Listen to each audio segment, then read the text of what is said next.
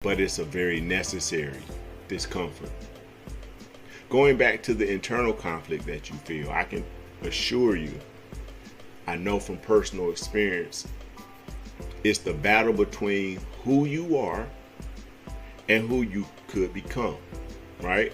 Who you are, you're comfortable with. You know that person, you know what that person's capable of. You know, it's like having a job. You know that if you work 40 hours a week or however much you work, whatever your pay rate is, you know if I do this, I'm going to do that. I'm going to receive that. Well, as an entrepreneur, a business owner, a self-employed person, that is not how it works. You're not guaranteed to receive anything for everything that you do, right?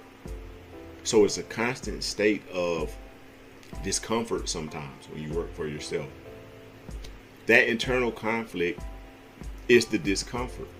It's the battle between who you could be and who you are. And that is a very, very, very, very, very, very intense conflict because it's all going on inside of you. There were times in those different phases of change that I talked about earlier in my professional life, in my personal life. There were times during that period that people who would see me, you would never know that I felt the way I did inside because you couldn't see it. It was internal.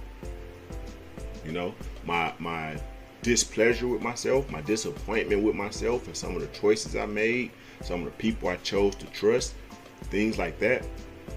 Not to mention, you know, I went through some very tumultuous things with my wife.